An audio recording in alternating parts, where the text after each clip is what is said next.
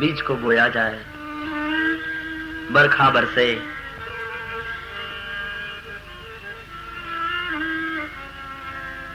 अंकुरित हो, साधना हो, અને વરસાદ આવે એટલે વાવેલું તો ઉગે, પણ ન વાવેલું બહુ ઉગે. એનું નિંદામણ કરવું પડે, કાઢી નાખવું પડે. આપણી અંદર તે સાધના કરીએ, બીજું બધું ઘણું ઉગે. એ કચરાને નિંદામણ કરીને કાઢવાના. નિંદામણ કરીને આજુબાજુની બીજી નકામી વસ્તુ કાઢો તો જ પેલો છોડ બરાબર મોટો થાય. એમ કોક આપણી નિંદા કરે એટલે આપણી અંદર રહેલા દુર્ગુણોનો જે કચરો છે એ બધો દૂર થાય, તો જ સાધનાના છોડવાને બરાબર પોષણ મળે અને એ મોટો થાય. કોક નિંદા કરે એ જરૂરી છે.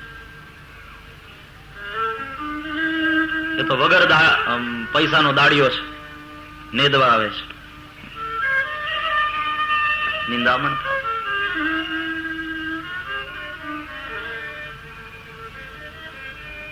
સુમતિની ભૂમિમાં સદવિચારના મૂળિયા ઊંડા જવા જોઈએ, તો જ ઝાડ બરાબર. જો મૂળ ઊંડા ન જાય તો ઝાડવું બરાબર સ્થિર ન રહે. એટલા માટે તો આપણે ત્યાં સંતવાણીમાં કહ્યું છે, હે આવું મૂળ રે વિનાનું કાયા ઝાડવું રે,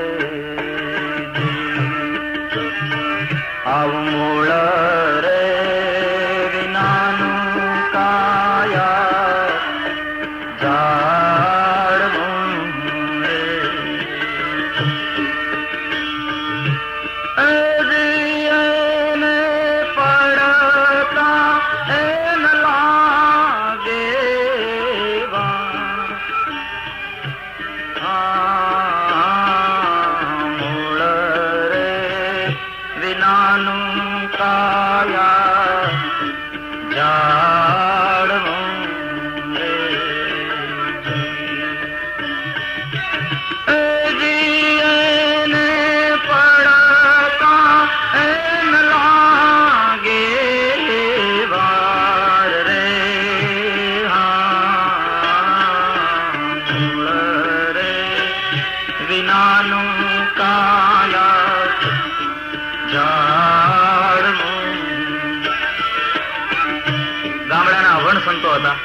પણ અજ્ઞાની નહોતા. એની વાણી તો જુઓ, એની અંદર જે આખું દર્શન છે સમજવા લાયક છે.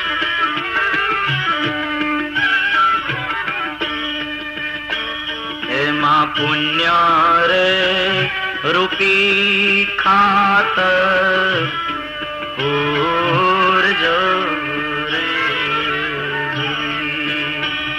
એમાં પુણ્ય રે પુણ્યરૂપી ખાતર પૂરવાનું અંદર. મૂળિયા ક્યારે ઊંડા જાય, વિકાસ ક્યારે થાય? જયારે ખાતર પાણી હોય, પુણ્યનું ખાતર.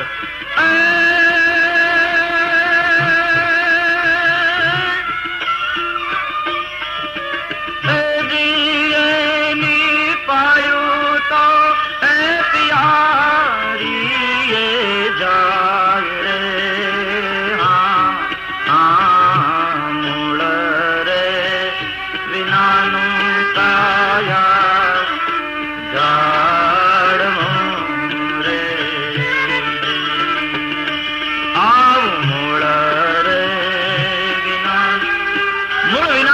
ઝાડવું તો તોફાનમાં ટકશે નહીં, એને પડતા વાર નહીં લાગે.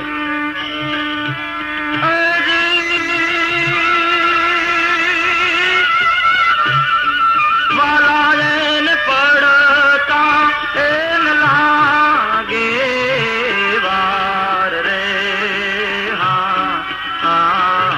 મૂળ રે વિનાનું કાયા ઝાડવું.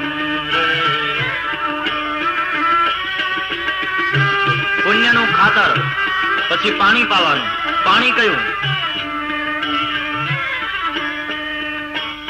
એમાં સત્ય રે રૂપી જળ સિંચજો રે, સત્ય રે રૂપી જળ સિંચજો રે.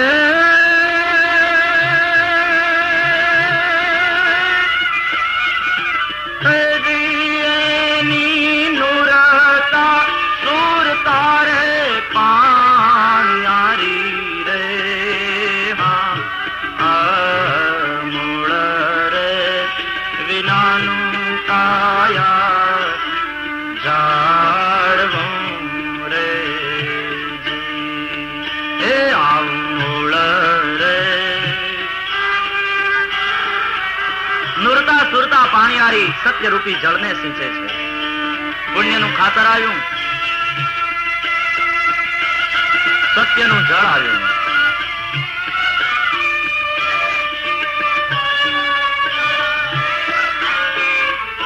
સુમતિની ભૂમિમાં સદવિચારના મૂળિયા ઊંડા જવા જોઈએ.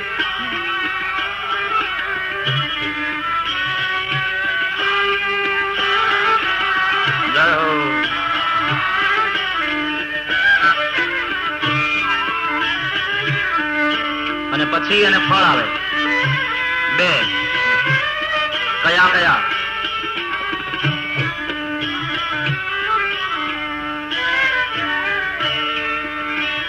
એને શીલ ને સંતોષ બે ફળ હોય છે રે.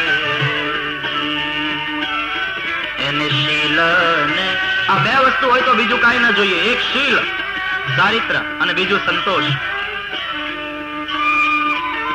મારા મારા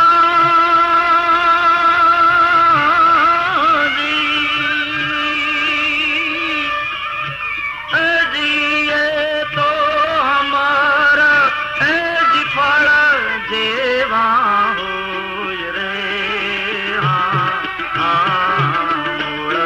રે વિનાનું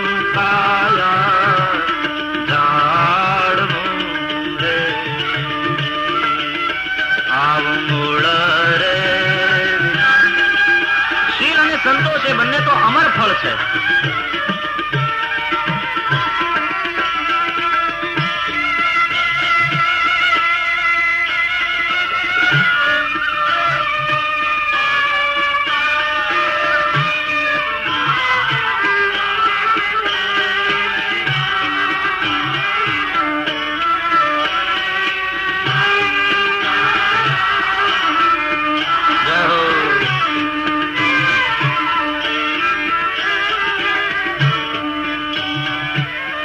મારે કહે છે રાવી ભાણને જી. મારે કહે છે રાવી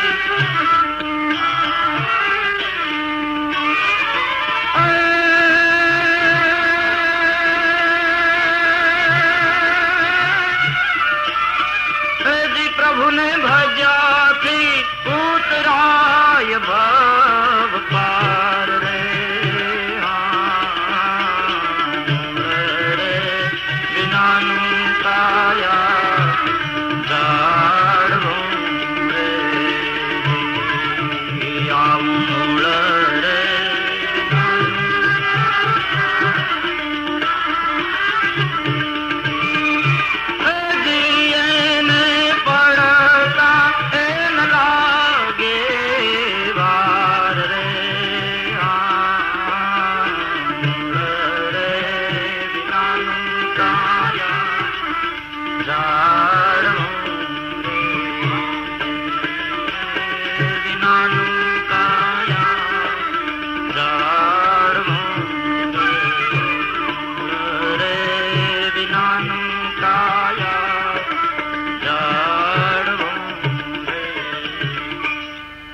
યોગ્ય ખાતર અને યોગ્ય પાણી એને મળે, યોગ્ય વાતાવરણ મળે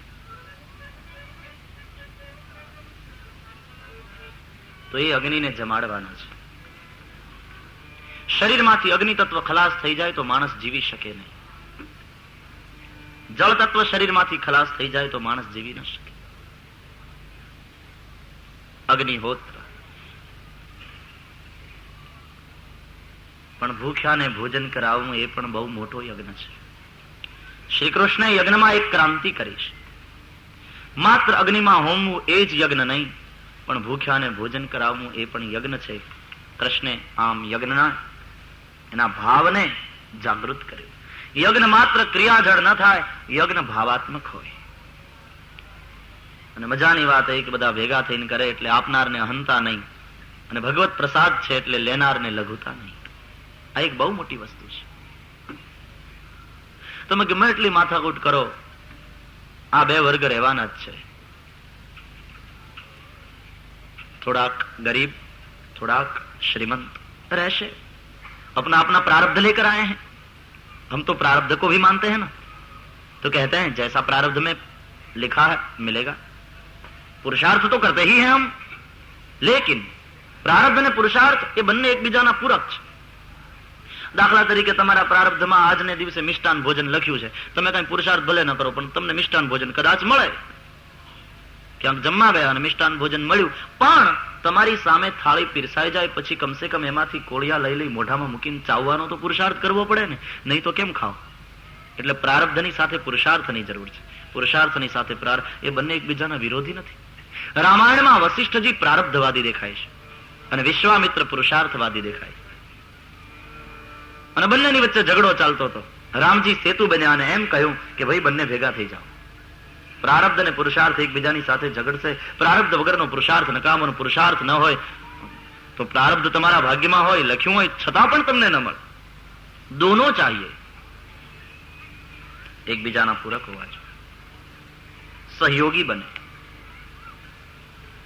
અને તેથી જેના પ્રારબ્ધમાં જે લખ્યું એમ ધન મળે, ક્યારેક ન મળે, પણ પૈસા હોય કે કોકની પાસે ન હોય તેથી કરીને કોઈ ભૂખ્યો ન સુવે, એટલા માટે આવો યજ્ઞ ઋષિઓએ કર્યો. ગઈકાલે કહી ગયો ડિસેન્ટ્રલાઇઝેશન ઓફ વેલ્થ યજ્ઞ દ્વારા. અને એમાં મજા એ છે કે આપનારો આપીને રાજી થાય, યશનો ભાગી થાય. એને ખર્ચવાનો સંતોષ છે. મેં યજ્ઞ કર્યો, મેં ઠાકોરજીનું યજન કર્યું, પરમાત્માની મારા ઉપર કૃપા ઉતરશે, શાંતિ એને મળે છે. એ શાંતિ શેની છે? ત્યાગાત શાંતિ અનંતરમ, એ ત્યાગની શાંતિ છે. અને પેલાને લઘુતા નથી, એ સમજે આ પ્રભુનો પ્રસાદ છે, મને ભગવાનનો પ્રસાદ મળ્યો, હું ધન્ય થયો. એટલે રાજા અને રંકની વચ્ચે એક જે વૈચારિક દિવાલ પેદા થઈ જાય, ખાઈ પેદા થઈ જાય, એ ઋષિઓએ મિટાવી દીધી કે નહીં, બધા સંપીને રહો. પણ આવા યજ્ઞ દ્વારા જેના વ્યક્તિગત હિતોને આંચ આવતી હશે એ લોકો વિરોધ કરવાના. ઇન્દ્રે વિચાર કર્યો કે મારા યજ્ઞનો ભંગ કરાયો આ લોકોએ. ઇન્દ્ર ગુસ્સે થયા અને કહ્યું કે ગોવાળિયાના કહેવાથી વર્ષોથી ચાલ્યો આવતો મારો યજ્ઞ આ લોકોએ બંધ કર્યો છે. હવે જોઉં છું કેમ બચે છે. સામર્થક નામના મેઘોના ગણોને બોલાવીને કહ્યું કે જાઓ તૂટી પડો ગોકુળ ઉપર. ઇન્દ્રની આજ્ઞા થઈ, સામર્થક નામનો મેઘનો ગણ આવે છે ગોકુળ ઉપર. કારતક સુદ એકમ ને દિવસે આ ઉત્સવ થયો તો બેસતું વર્ષ. ત્યારથી આજ દિવસ સુધી આ રિવાજ ચાલતો આવ્યો છે કે બેસતા વર્ષને દિવસે ઠાકોરજીના મંદિરમાં અન્નકૂટ થાય.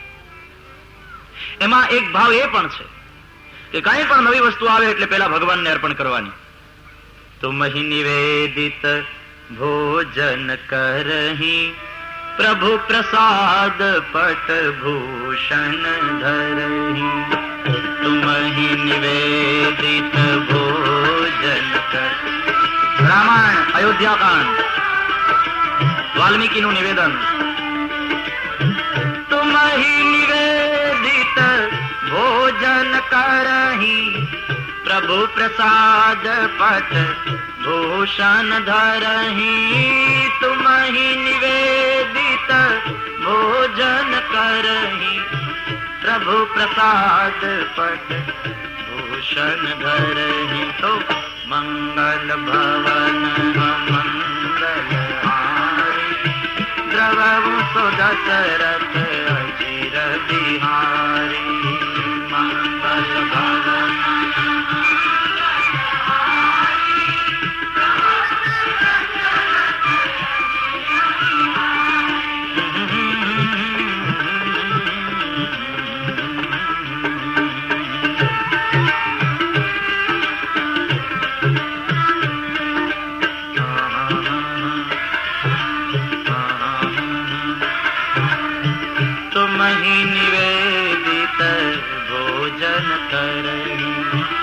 આપને જમાડીને જે જમે, પ્રાર્થના કરે જમતા પહેલા. પ્રભુ પ્રસાદ પટ ભૂષણ ધરહી.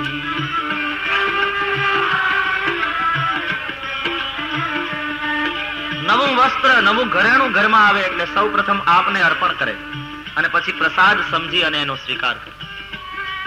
એના હૃદય મંદિરની અંદર હે રાઘવ તમે નિવાસ કરો.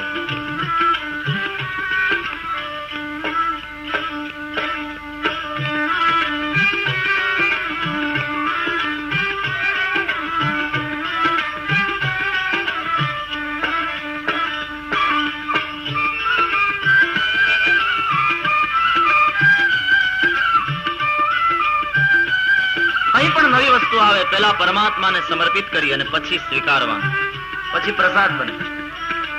ભારતમાં એક ઠેકાણે હું કથા કરતો હતો, પછી એક 10 વર્ષનો બાબો સાંભળતો હતો કૃષ્ણ કથા. એને કૃષ્ણ ચરિત્રમાં મજા આવી, તેને આ વાત પકડી લીધી મેં કહીને. પછી 6 મહિને હું એ વૈષ્ણવને ઘરે ગયો તો એ મને કહેતા હતા, મને કે આનું તો ભેજું ફરી ગયું. મેં કહ્યું શું થયું? મને કે પેલી વાત એને પકડી લીધી છે કે ભગવાનને પેલા ધરવાનું પછી લેવાનું. તો હમણાં મને કહે કે બીજા ધોરણમાં પાસ થયો અને ત્રીજામાં આવ્યો, તો અમે ત્રીજા ધોરણના નવા ચોપડા એને માટે લાવ્યા. તો સીધો પેલા જઈને ભગવાનની પાસે લે પેલા તું વાંચ પછી હું. અલ્યા એ તો કે નહીં કીધું છે પેલા ભગવાનને આપવાનું.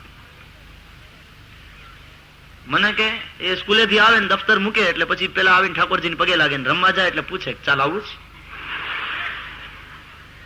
મને કે હદ તો ત્યારે થઈ કે અમે આના માટે નવા ચપ્પલ લીધા, સીધો જોડા લઈને અંદર. ના બરાબર ત્યાં ના જવાય, જોડા લઈને નહીં કીધું છે બાપજી. મૂક્યા પેલા તું પહેર પછી હું પહેર, પહેલે આવ. તો દિવાળી આવે ત્યાં સુધીમાં ખેતરમાંથી નવું પાકેલું અનાજ ઘરે આવી ગયું હોય તો એ અનાજમાંથી જેટલા પ્રકારની સામગ્રી થાય તે બનાવીને પેલા પ્રભુને અર્પણ કરવાની બેસતા વર્ષને દિવસે, તાકી બધું પ્રસાદ બની જાય અને પછી એ પ્રસાદ આખું વર્ષ ખાવાનું. આવો એમાં ભાવ છે. એટલે બેસતા વર્ષને દિવસે અન્નકૂટ થાય પહેલે આપ. દરેક બાબતમાં આપણે ભગવાનને જ પેલા આગળ કર્યા છે. જથા દેહે તથા દેવે માનીને પૂજા કરીશ.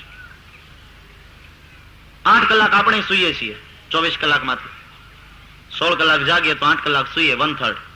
તો ભગવાનને કહીએ કે પ્રભુ તમે જરાક આરામ તો કરો, એટલે 4 મહિના ભગવાન સુઈ જાય. 1/3 ઓફ ધ યર, 4 મહિના. દેવ પોઢી એકાદશી, અષાઢ સુદ એકાદશી, નિમી 11, ત્યારે દેવ પોઢી જાય અને પછી 4 મહિના પોઢે અને જાગે. દેવ ઉઠી એકાદશી, કારતક સુદ 11, દેવ ઉઠી. 4 મહિના દેવ સુવે.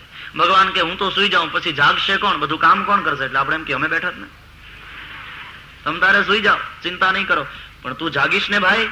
આપણે વચન આપીએ છીએ કે હા પ્રભુ હું જાગીશ, અને તેથી જ વિશ્વાસ રાખીને પ્રભુ સુઈ ગયા છે. એટલે આપણે આ 4 મહિનામાં તો ખાસ જાગવાનું છે. અષાઢ, શ્રાવણ, ભાદરવો, આસો, આ ચાતુર્માસ કહેવાય છે આપણે ત્યાં. એમાં વધારે ને વધારે વ્રતો, ઉપવાસો, તહેવારો આવે છે. આપણે જાગવાનું છે. અને ભગવાન ઉઠે એટલે દેવ ઉઠી એકાદશી, તે પાછી દેવ દિવાળી, અને તરત પાછા તુલસી વિવાહ. જાગે એટલે તરત એને પરણાવી દેવાના તુલસી એમાંય. અને પછી જ ભગવાન પરણે પછી જ આપણા લગ્નના મુહૂર્ત નીકળે. આવો ભાવ છે કે એમાંય ભગવાનને આગળ કરીએ, પ્રભુ પહેલા તમે પરણો પછી અમે પરણીએ. અમે એટલે જે નથી પરણ્યા તે. પછી વર્ષે વર્ષે કઈ એટલે પહેલા તમે પરણો અને પછી અમે પરણીએ. એટલે પછી આપણા લગ્નના મુહૂર્તો નીકળે. તો નવું અન્ન આવી ગયું હોય દિવાળી સુધીમાં ઘરે, તો એમાંથી વિવિધ પ્રકારની સામગ્રી બનાવી ઠાકોરજીને બેસતા વર્ષને દિવસે, વર્ષને પહેલે દાડે ધરવાની, અન્નકૂટ ધરવાનું. પ્રસાદ સબને પાયા, પંગતો પડતી હતી અને દરેકને પ્રસાદ વહેંચવામાં આવ્યો. નવા જ પ્રકારનો યજ્ઞ શરૂ થયો અને હજી તો છેલ્લી પંગત પ્રસાદ લેતી હતી ત્યાં આકાશની અંદર ઘટાટોપ વાદળા છવાયા. ઇન્દ્ર કોપી ગયા છે, ગુસ્સે થયા છે. ઇન્દ્ર સામર્થક નામના મેઘોના ગણોને મોકલ્યા છે અને તેથી આકાશની અંદર મેઘ મંડળ છવાયું. કાર્તક મહિનામાં સામાન્ય રીતે ભારતમાં વરસાદ નહીં, પણ આ તો માવઠું થવાની તૈયારી લાગે છે. થોડી વાર થઈ વરસાદની ગર્જના થવા લાગી, વાદળની ગર્જના થવા લાગી. હાથીની સૂંઢ જેવી જાડી ધારાથી વરસાદ વરસવા લાગ્યો, વીજળી ચમકવા લાગી, સાગર ગર્જના કરવા લાગ્યો, યમુનાની અંદર પૂર આવ્યું. કાન પડ્યું, સંભળાય નહીં. એટલો બધો વરસાદ આવ્યો છે, લોકો એકબીજાને જોઈ શકતા નથી. દોડોની બુમાબુમ થઈ ગઈ. ગાયો ચારે બાજુ ભાગવા માંડી, બાળકો રડવા માંડ્યા. ગોવાળિયાઓ કૃષ્ણને શરણે ગયા. બાપ, ઇન્દ્ર કોપાયમાન થયો લાગે છે. હે કૃષ્ણ, તમારા કહેવા પ્રમાણે અમે આ યજ્ઞ કર્યો ગોવર્ધનનાથનો. ઇન્દ્ર કોપાયમાન થયા છે, કહો હવે શું કરીએ? અમે તમારે શરણે છીએ, બચાવો. કૃષ્ણે કહ્યું ચિંતા ન કરો, આપણે ભગવાન ગોવર્ધનનાથની પૂજા કરી છે, એ આપણને બચાવશે. ગોવર્ધનનાથને શરણે જાઓ, એને પ્રાર્થના કરો. સૌએ પ્રાર્થના કરી છે અને પછી ભગવાને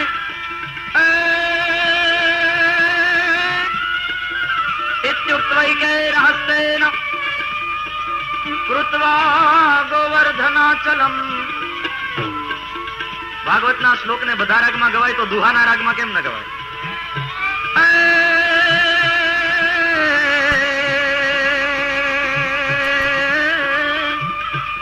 ઇત્યુક્તૈકેન હસ્તેન અનકૃત્વા ગોવર્ધનાચલમ દધાર લીલયા કૃષ્ણ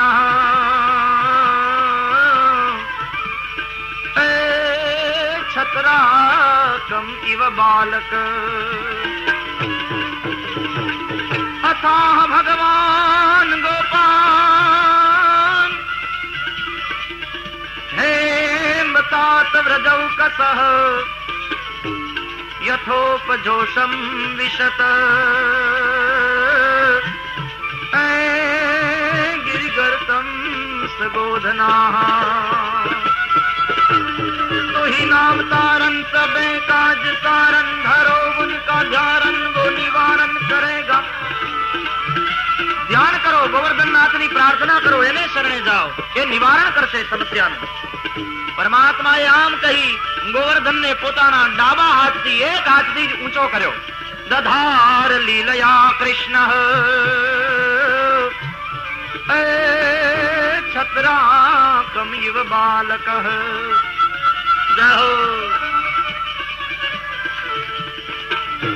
નાનો બાળક જેમ બિલાડીના ટોપને ઉપાડી લે એમ ભગવાન કૃષ્ણચંદ્રે ગોવર્ધનને ધારણ કર્યો પોતાના ડાબા હાથના ઉપર.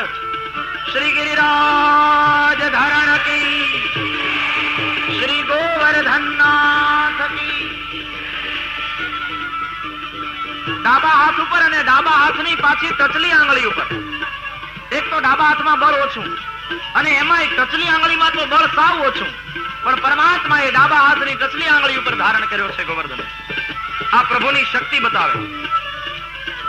સૌ એની નીચે આવ્યા છે ગૌધેનને લઈને, ગાયો, ગોવાળિયાઓ, નાના નાના બાળકો. ગોવાળિયાઓએ ટેકો આપ્યો છે લાકડીનો. 1 દિવસ, 2 દિવસ, 3 દિવસ મુશળધાર વરસાદ વરસતો રહ્યો.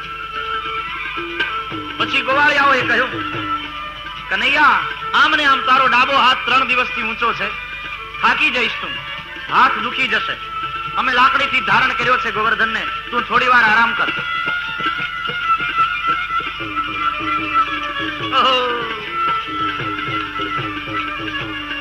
કૃષ્ણે કહ્યું, આરામ કરવાની તો મને ઈચ્છા છે, પણ તમે બરાબર પકડશો ને? ગોવાળિયાઓએ લાકડી લીધી બરાબર, કે અમને પકડા હે, આપ આરામ ફરમાય. અને પરમાત્માએ ગોવર્ધન ધારણમાં જ્યાં થોડી શિથિલતા બતાવી અને હાથ નીચે કર્યો, આખો ગોવર્ધન નીચે. ઓ કાના, પકડો, એ તો નીચે આ રહ્યો હે. ત્યારે ખબર પડી કે આ કઈ શક્તિ છે. અને મજાની વાત તો એ થઈ, હવે ખ્યાલ આવ્યો કે કનૈયાએ પોતે એકલે હાથે ને ડાબે હાથે ને ટચલી આંગળીએ ધારણ કર્યો, તો કઈ શક્તિ હશે આ? પણ કનૈયાએ કહ્યું, માં, બાવા, અભી એક ઓર મજા દિખાતા હું. ડાબા હાથની ટચલી આંગળીએ ગોવર્ધનને ધારણ કર્યો છે અને પરમાત્માએ પોતાની ભેટમાંથી કાઢી જમણે હાથે વાંસળી અને મૂકી હોઠ ઉપર. કોમલ કરાંગલીઓ વડે છિદ્રોને પૂર્યા અને હળવેકથી જ્યાં ફૂંક મારી વાંસળી વાગી અને જ્યાં વેણું વાગી, ભગવાને કહ્યું કે ગોવર્ધન, મારા ડાબા હાથની ટચલી આંગળીથી જો એક વેત અધ્ધર ન થાય તો તને મારી વેણુની આણ છે. કૃષ્ણ પરમાત્માએ પોતાના જમણા હાથે વેણુને અધરાર્પિત કરીને પ્રભુએ જ્યાં વાંસળીની તાન ફૂંક મારી અને ગોવર્ધન ધીરે ધીરે ધીરે ભગવાનની ટચલી આંગળીથી પણ એક વેત અધ્ધર થયા છે. જય જયકાર થયો શ્રી વૃંદાવન વિહારી લાલ, શ્રી ગિરિરાજ ધારણ કી, શ્રી ગોવર્ધનનાથ કી. 7 દિવસ સુધી આમ વરસાદ વરસતો રહ્યો. 7 દિવસ સુધી કૃષ્ણે ગોવર્ધનને ધારણ કર્યો. હવે ઇન્દ્રને કૃષ્ણ કઈ શક્તિ છે ખ્યાલ આવ્યો, પશ્ચાતાપ થયો. સાવર્તક નામના મેઘોના ગણોને પાછા બોલાવ્યા અને ધીમે ધીમે ધીમે વરસાદ બંધ થયો. આકાશ વાદળા વિહોણું થયું. જમનાજીના પૂર ઓસર્યા. સમુદ્ર ગર્જના કરતો બંધ થયો. કૃષ્ણ પરમાત્માએ કહ્યું, બાવા, મૈયા, અબ સબ બહાર નીકળે. ભગવાન ગોવર્ધનનાથે આપણી રક્ષા કરી છે. સૌ બહાર નીકળ્યા. પ્રભુએ ગોવર્ધનને એની મૂળ જગ્યાએ મૂક્યો. ઘણાને આશ્ચર્ય થાય, બુદ્ધિ લઈને બેઠા હોય ને એટલે તર્ક થાય કે આમ આખો ડુંગરો ઊંચકાય, ઉપડે પણ આપણાથી આપણી કપડાની બેગ ન ઉપડતી હોય એટલે આપણને આશ્ચર્ય થાય જ. આખી પૃથ્વીને ઉપાડનાર શેષ જેના દાસ છે એ વિષ્ણુ પરમાત્મા આજે કૃષ્ણ બનીને આવ્યા છે. એનાથી ગોવર્ધન ન ઉપડે, જે આખી પૃથ્વીને ધારણ કરે, જગતને ધારણ કરે. પરમાત્માએ આશ્રય આપ્યો. આનો અર્થ એ થયો કે ભગવાન તો આપણી સૌની રક્ષા કરવા માટે 7 દિવસ ખડે પગે ઉભા છે. કૃષ્ણ ઉભા છે, લક્ષ્મીનારાયણ ઉભા છે, સીતારામજી ઉભા છે. એ સદા ઉભા રહે છે આપણી રક્ષા કરવા માટે. પ્રભુ કહે છે કે હું 7 દિવસ તારી રક્ષા માટે ઉભો છું, પણ મારે શરણે તો આવ. સર્વધર્માન પરિત્યજ્ય મામેકમ શરણમ રજ અહમ ત્વામ સર્વ પાપેભ્યો મોક્ષયિષ્યામિ મા શુચ. હે જીવ, બધું છોડીને આવ મારે શરણે, તારી રક્ષા કરવા માટે ઉભો છું. અને આપણે એમ કહીએ ને કે આવા મોટા મોટા જ્ઞાન યજ્ઞો, ભાગવત કથા, રામાયણ કથા જેવા, એ તો ગોવર્ધનને ઉઠાવવા જેવું છે ભાઈ. પણ આપણે એમ કહીએ કે પ્રભુનું કામ છે ને પ્રભુ પૂરું કરશે. મેન તમે તો ખાલી લાકડીના ટેકા આપ્યા, બાકી આવા મોટા કાર્યો રૂપી ગોવર્ધનને ઉઠાવ્યો છે તો પ્રભુએ એની ટચલી આંગળીએ. એનો જો ટેકો ન હોત તો મારી તમારી લાકડીથી આવા મોટા ડુંગરા ઊંચકી ન શકાયા હોત. અને હકીકતમાં તો ભગવાન અડધું કામ આપણું ઉઠાવી લે છે, અડધો અડધ કામ કરે છે. છતાંય હું તમે પૂછીએ કે ઈશ્વર ક્યાં છે? અડધો અડધ કામ તો એ કરે છે. ભગવાન એમ કહે કે તું ખેતર ખેડી અને તૈયાર કર અને એમાં બીજ વાવ, એટલે વરસાદ વરસાવવાનું કામ મારું. વાવવાનું કામ તારું, તો વરસાદ વરસાવવાનું કામ મારું. વરસાદ હું વરસાવીશ, એ બીજમાંથી અંકુર હું પેદા કરીશ. પછી એના સંરક્ષણનું કામ તારું, તો છોડવાને મોટો કરવાનું કામ મારું. હું છોડવાને મોટો કરીશ, એમાં ડુંડી આપીશ, એમાં દાણા આપીશ, આટલું કામ મારું. તો પાછું લણવાનું કામ તારું. તું લણ, એને ખળામાં લઈ જા, મરણું ફેરવી અને દાણા છૂટા પાડ, એને દળી ઘંટીએ, લોટ કાઢ, લોટમાં પાણી નાખી લવો બનાવ, રોટલો ઘડી તાવડીમાં નાખ, શેકીને થાળીમાં લે, પૂડીઓ ઉખેડીને ઘી નાખ અને પછી ખા. ખાવાનું કામ તારું, તો પાછું પચાવવાનું કામ મારું. પચાવીશું પચામ્યન્નમ ચતુર્વિધમ. અડધા અડધા કામ મારીને તમારી સાથે આપણા કામ ઉપાડી લે છે. પૂરું કરવું પડતું હોત તો બરડો વાંકો વળી ગયો હોત ભાઈ કે દિવસનો. મારું ને તમારું અડધો અડધ કાર્ય તો એ કરે. 7 દિવસ આમ રક્ષા કરીશ. સપ્તાહના 7 દિવસ પ્રભુ જ આપણી રક્ષા કરે છે. જ્ઞાન અને ભક્તિને વધારનારી આ લીલા છે. બીજા અર્થમાં ગો એટલે ઇન્દ્રિયો પણ થાય. વર્ધન, ઇન્દ્રિયોને વધવાનું જે ક્ષેત્ર તે આ દેહ. આ દેહને કોણ ધારણ કરે છે? પરમાત્મા. એનું પોષણ કોણ કરે છે? પરમાત્મા ધારણ કરે છે અને પોષણ કરે. એને કોણ ટકાવે છે? એને કોણ બચાવે છે? અન્ન, જળ, પ્રકાશ બધું કોણ આપે છે? કૃષ્ણ જ ગોવર્ધનને ધારણ કરે છે. ગોવર્ધનનો અર્થ દેહ પણ થાય. ગો એટલે ઇન્દ્રિયો, એને વધવાનું જે ક્ષેત્ર તે ગોવર્ધન એટલે દેહ. એને ધારણ કૃષ્ણ પરમાત્મા કરે છે. એ જો ન હોય, એની કૃપા ન હોય તો આ જીવન શક્ય નથી. આ જીવનને ટકાવનારા, ધારણ કરનારા એ પરમાત્મા છે. એને શરણે જઈએ. હું તમે સુઈ જઈએ છીએ તો એ શ્વાસોશ્વાસ ચાલતો રહે છે, હૃદયની ધડકન ચાલુ રહે છે. ધારણ કરનારો એ છે. પછી તો ઇન્દ્ર એકાંતમાં પ્રભુને શરણે આવ્યા છે. ક્ષમા માગી, આપના ઐશ્વર્યને આપ પ્રભુને હું જાણી ન શક્યો, મારા અપરાધને ક્ષમા કરો. સ્તુતિ કરી. વિશુદ્ધ સત્વમ તવ ધામ શાંતમ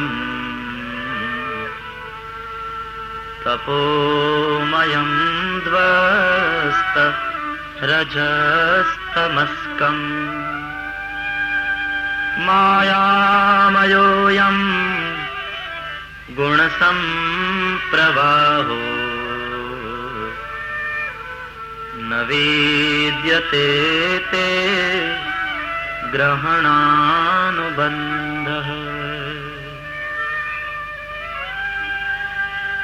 ગુપ્ત રીતે આપ અવતર્યા છો પૃથ્વીની અંદર દુષ્ટ લોકોના નિગ્રહ માટે. આપને હું જાણી ન શક્યો. આપ ગુરુ છો, પિતા છો, જગતપતિ છો. કાળ આપને આધીન છે. આપના શરણમાં વંદન કરું છું. મારા અપરાધને ક્ષમા કરો. ભગવાને કહ્યું, હે ઇન્દ્ર, તને આવેલા અભિમાનને દૂર કરવા માટે થઈ અને મેં તારા યજ્ઞનો ભંગ કરાવ્યો છે. અભિમાન ન કરીશ. મારું આપેલું રાજ્ય, મારી આપેલી સત્તા ભોગવે છે. ગમ્યતામ શક્રભદ્રમ વો ક્રિયતામ મેનુ શાસનમ. જાઓ ઇન્દ્ર, તમારું કલ્યાણ થાવ, મારી આજ્ઞામાં રહી શાસન કરો. તમ ભ્રંશયામિ સંપદભ્યો યસ્ય ચેચ્છામ્યનુગ્રહમ. હે ઇન્દ્ર, જેના ઉપર હું અનુગ્રહ કરવા ઈચ્છું ને એને એની સંપત્તિથી અને સત્તાથી ભ્રષ્ટ કરું છું. તને આવેલા અભિમાનને દૂર કરવા માટે થઈ અને મેં તારા યજ્ઞનો ભંગ કરાવ્યો છે. વારંવાર વંદન કરી ક્ષમા માગી ઇન્દ્ર વિદાય થાય છે. સુરભી આવી છે ગાય, પ્રભુના ઉપર અભિષેક કર્યો છે. આપ નાથથી અમે સનાથ. પછી તો એકાદશીનું વ્રત આવ્યું. જ્ઞાનના માર્ગમાં સાધ્ય સિદ્ધ થઈ ગયા પછી સાધન છૂટી જાય છે. મોટરમાં બેસીને કથા સાંભળવા આવ્યા, ક્યાં સુધી મોટર ચલાવો? કથા મંડપ આવે ત્યાં સુધી, પછી મોટરને છોડીને અંદર પહોંચ ગયે લક્ષ્ય તક, ફિર છૂટ જાતા હૈ સાધન. તો જ્ઞાન માર્ગમાં એવું થાય છે કે સાધ્ય સિદ્ધ થઈ ગયા પછી સાધન છૂટી જાય. રોકેટ ઉપગ્રહને અવકાશમાં એની ભ્રમણ કક્ષામાં મૂક્યા પછી રોકેટ છૂટી જાય, કારણ કે ઉપગ્રહ એની ભ્રમણ કક્ષામાં ગોઠવાઈ ગયો. જ્ઞાન માર્ગમાં સાધ્ય સિદ્ધ થઈ ગયા પછી સાધન છૂટી જાય છે, પણ ભક્તિના માર્ગમાં સાધ્ય સિદ્ધ થઈ જાય તોય સાધન છૂટતું નથી. કે જે વ્રત જપ તપ ઉપવાસથી અમને પ્રભુ મળ્યા એ કેમ છોડીએ? કૃષ્ણ પરમાત્મા મળ્યા છતાં પણ નંદ બાવાના વ્રત તપ ઉપવાસ ચાલુ છે. નંદજીએ એકાદશીનું વ્રત કર્યું છે.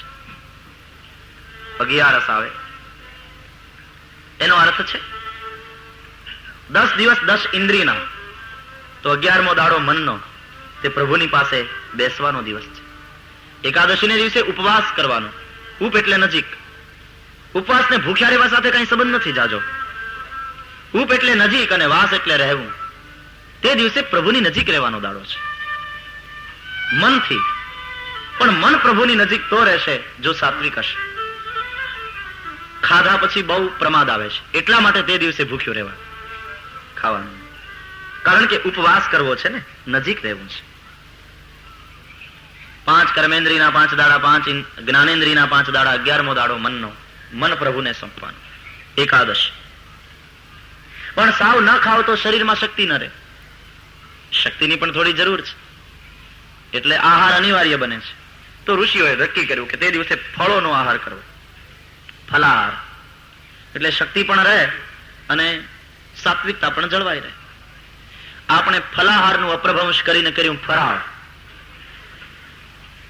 હવે તો રાંધી રાંધીને જમાવટ. 11 એટલે જાણે દિવાળી.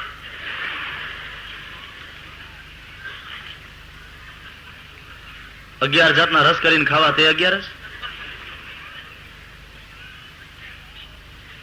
સાસુમાં સવારે માળા ફેરવતા હોય ને વહુ આવે, બા આજે એકાદશી છે. એમ જટ આવી ગઈ. શું કરશું? કરવાનું શું હોય?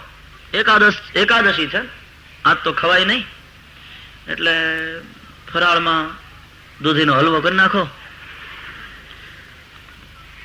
સિંગ થોડી તળજો,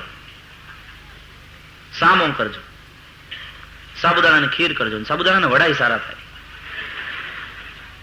કાજુ કતરી ને એ બધું તૈયાર લઈ આવજો. ફરાળી ચેવડો, દાળાના ઢોકળા કરજો. સામાન્ય યારે થોડી કઢી હોય ને તો સારું રહે, એટલે થોડી ફરાળી કઢી કરજો.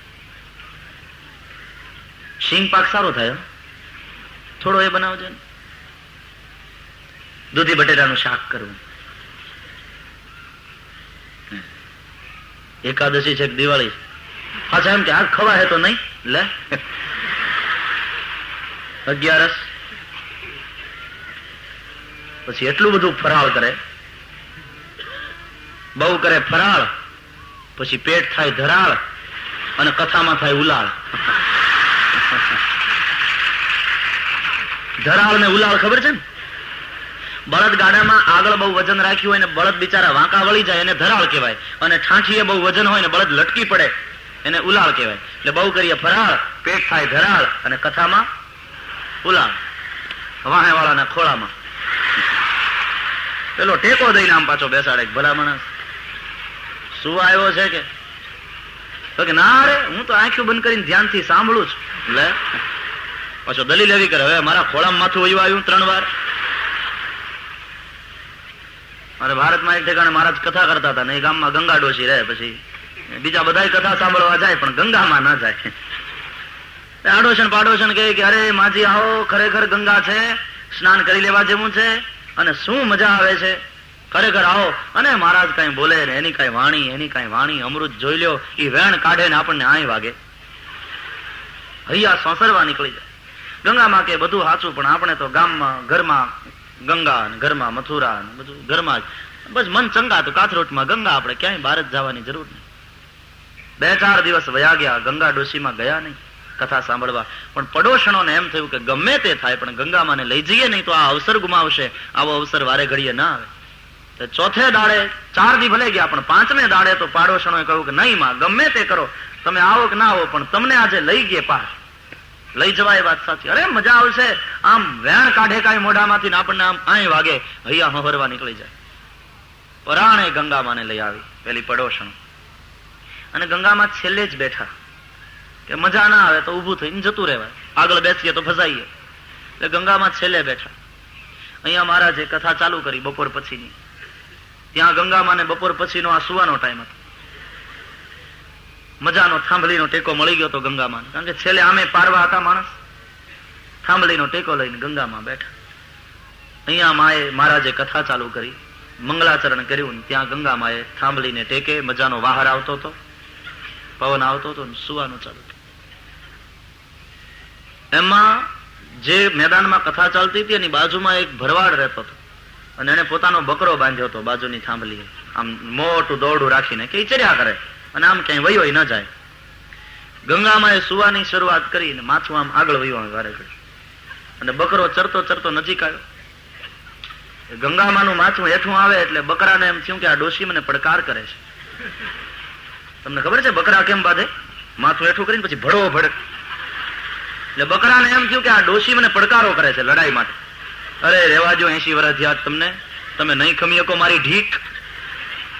બકરાએ થોડી વાર તો સહન કર્યું, જવા દો, નથી બોલવું, જવા દો. પણ ત્યાં તો ગંગામાનું વધ્યું. હા, માથું આમ ધરતી અડી જાય એટલા વાંકા વળે, ભફ નારાના આગળ પડે, પાછા આમ જાગી જાય, પાછા આમ જોયે મહારાજની સામે એકવાર, વળી પાછી શરૂઆત કરે. થોડી વાર બકરાએ સહન કર્યું, પણ પછી બકરાનો પિત્તો ગયો કે આ ડોશી મને પડકારો કરીને જાય. અને જ્યાં ગંગામાં આમ માથું આગળ કર્યું ને બકરાએ એવી ઢીક મારી જોરથી માથામાં લમણા. બકરાએ માર્યું ને એકદમ ગંગા ડોશી જાગી ગયા ને એને યાદ આવ્યું કે પાડોશણ કહેતી હતી કે મહારાજ એવા વેણ મારે આપણને આય વાત. છેલ્લી થાંભલીએથી એને પડકારો કર્યો કે મહારાજ મારો મારો, પણ જરાક ધીમા મારો, અને ઘા ચૂકી જાઓ છો, હૈયાને બદલે અહીં આવે છે, ધીમણા થાય છે, જરા હળવે મારો ને, મહારાજ તો ભલે રહ્યા. હવે એને કોણ સમજાવે કે આ મહારાજ નો વાંક નથી, બકરો ઘા કાઢી ગયો છે, બકરો તો પાછો ચરવા માંડ્યો. એટલે બહુ કરીએ ફરાળ, પછી થાય ધરાળ, કથામાં થાય પુલાવ. આટલું બધું ખાય ને પછી પાછી હવેલીમાં જઈ મંદિરમાં જઈને ગાય ભેગી થઈને બધી. ધન્ય એકાદશી, એકાદશી કરીએ તો વૈકુંઠ પામીએ. ધન્ય એકાદશી.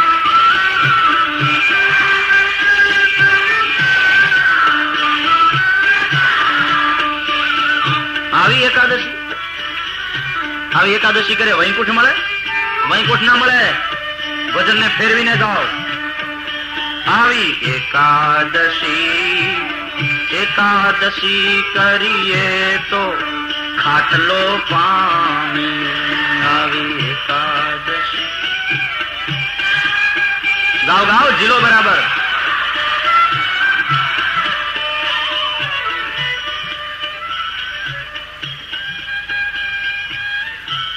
જમીન તરત સુવે. એક ભાઈ મને કહેતા હતા ને, મને કે ઢીકો મારીને ભાગી જાવ ને ખાઈને હુઈ જાવ. આપણો તો આ સિદ્ધાંત એ સર. એક જણાએ અમારા કાઠિયાવાડમાં એક જણાને પૂછ્યું કે તબિયત કેમ રહેશ? તો ખાધા પછી સારું રહે. ખાધા પછી સારું રહે. यूपी में एक चौबेजी હતા ને, પછી કે ખાए बिना हिल नहीं सकते और खाने के बाद चल नहीं सकते. એને શું કરવું? ખાધા વિના હાલી નથી હકાતું અને ખાધા પછી હલી નથી હકાતું. ખાધા પછી હલી ન થકતો, ખાધા વિના હાલી ન થકાતું, એટલે પડ્યો જ રહે. સમજવા જેવી વાત છે. 11 શા માટે 11? 11મો દાડો શા માટે? તમને એક ગણિતની મજા બતાવું. એકમ વત્તા બીજ વત્તા ત્રીજ વત્તા ચોથ વત્તા પાંચમ વત્તા છઠ વત્તા સાતમ વત્તા આઠમ વત્તા નોમ વત્તા દશમ કરો. 1 + 2 + 3 + 4 + 5 + 6 + 7 + 8 + 9 + 10 કરો. What is the answer?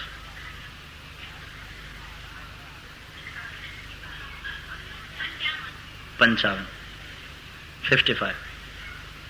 અને પછી એકાદશી આવી, એકમથી દશમનો સરવાળો કર્યો, પછી એકાદશી એને રાખો એક બાજુ, અને પછી 12 વત્તા 13 વત્તા 14 વત્તા પૂનમ,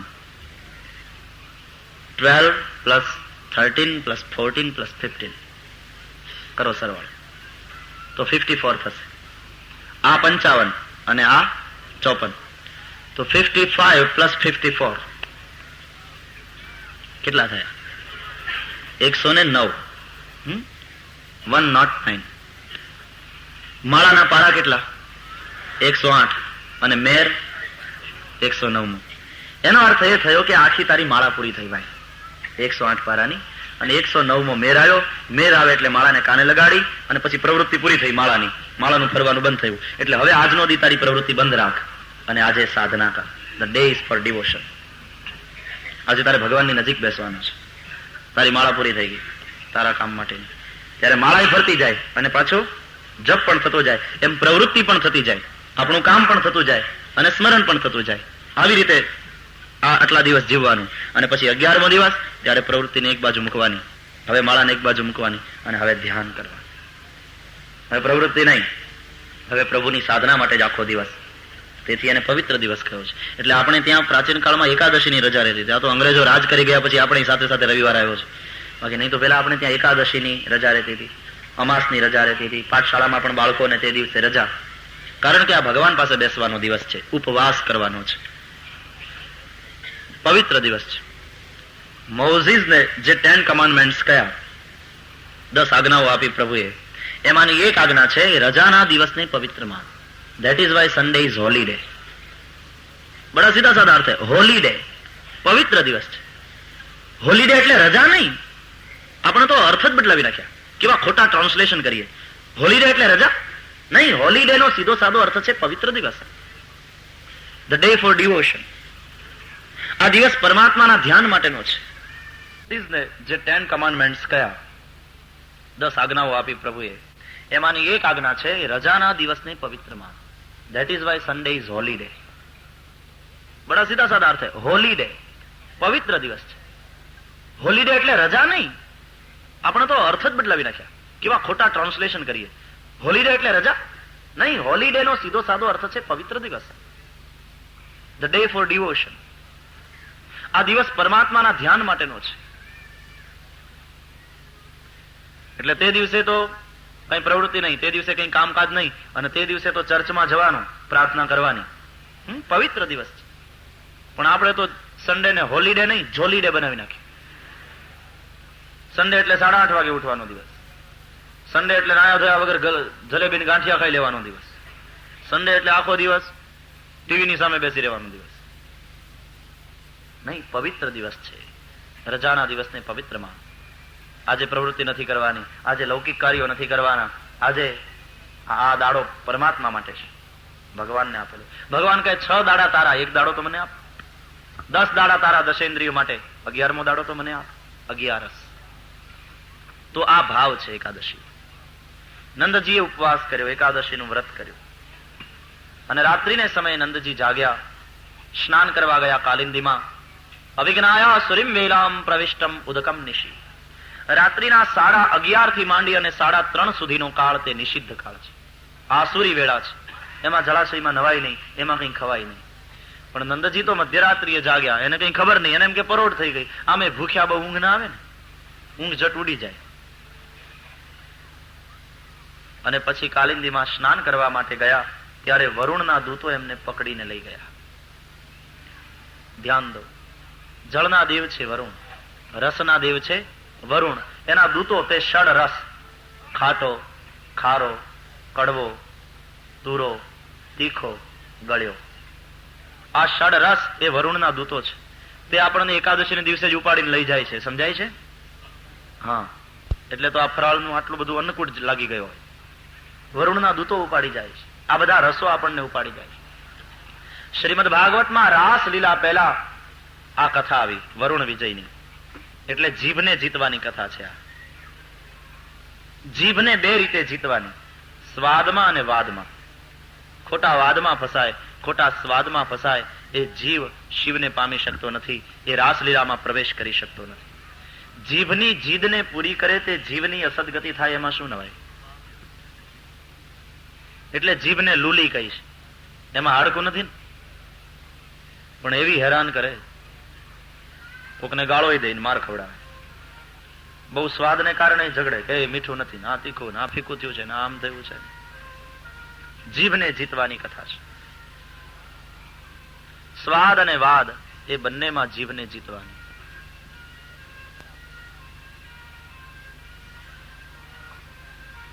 સવાર પડી ત્યારે નંદજી મળ્યા નહીં. નંદબાવાને ન જોતા કૃષ્ણને ચિંતા થઈ. સૌ કૃષ્ણને શરણે ગયા. પરમાત્મા વરુણ લોકમાં ગયા. વરુણે ભગવાનની ક્ષમા માંગી. પિતૃવત્સલ પિતાને એના પિતા પાછા આપ્યા, પિતૃવત્સલ પરમાત્માને. નંદબાવાને લઈ અને ભગવાન પધાર્યા ગોકુળમાં ઘરે.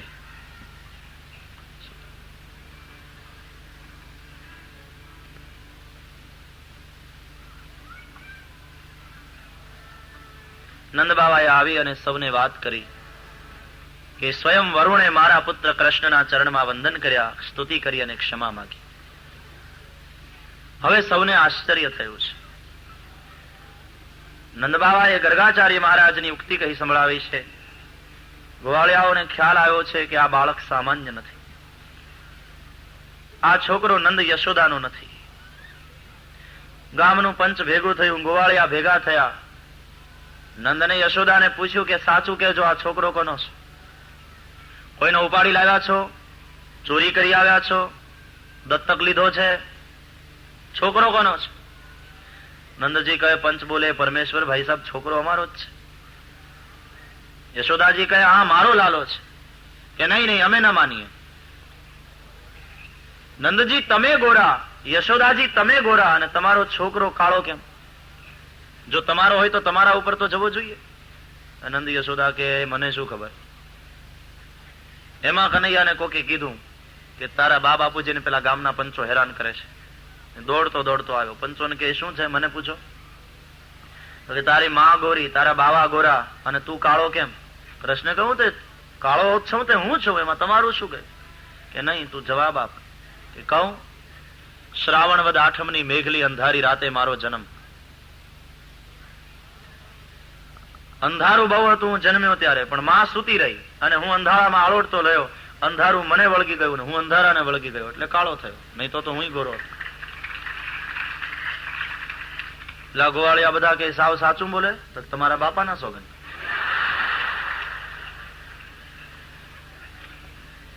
એકવાર રાધાજીએ કનૈયાને પૂછ્યું હતું કે કનૈયા તું કાળો કેમ?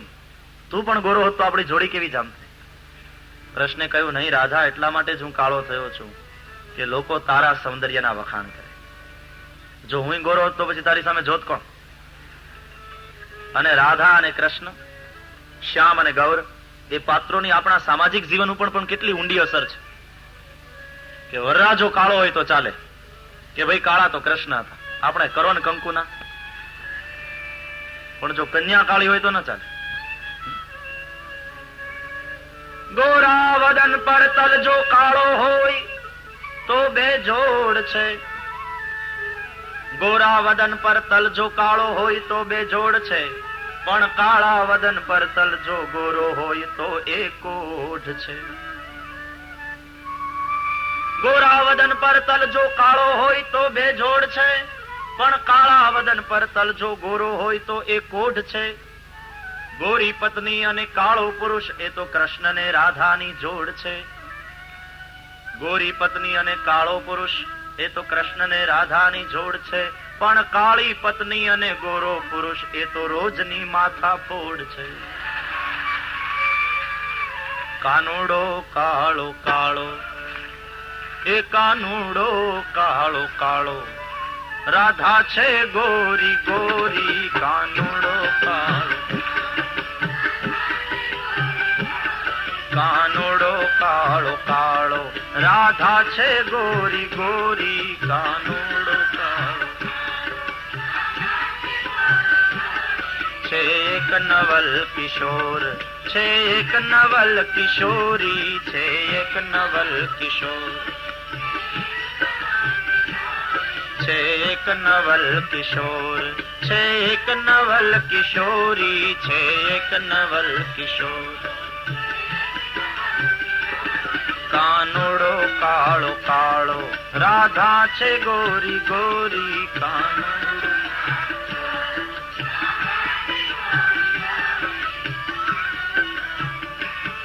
મન વશ કરીને જોતા શુદ્ધ પ્રેમ જ્યાંથી થાય. મન વશ કરી, મનને વશ કરો તો શુદ્ધ પ્રેમ. મન વશ કરીને જોતા શુદ્ધ પ્રેમ જ્યાંથી થાય. મન વશ કરીને અજ્ઞાની જીવ જાય, હે અજ્ઞાની જીવ જાય, જ્યાં મનડું જાય દોરી. અજ્ઞાની જીવ જાય,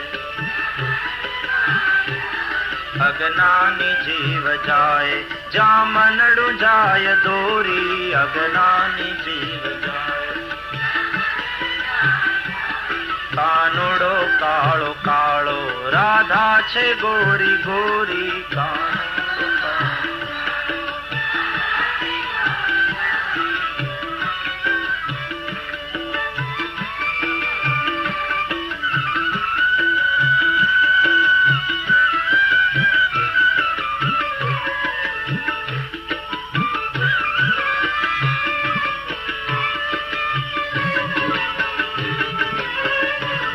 ઘાયલ ગતિ ને ઘાયલ જે હોય તે જ જાણે.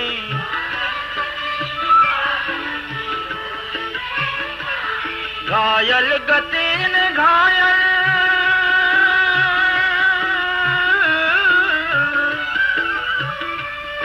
ઘાયલ ગતિ ને ઘાયલ જે હોય તે જ જાણે. ઘાયલ ગતિ ને ઘાયલ ગતિ ને ઘાયલ જે હોય તે જ જાણે.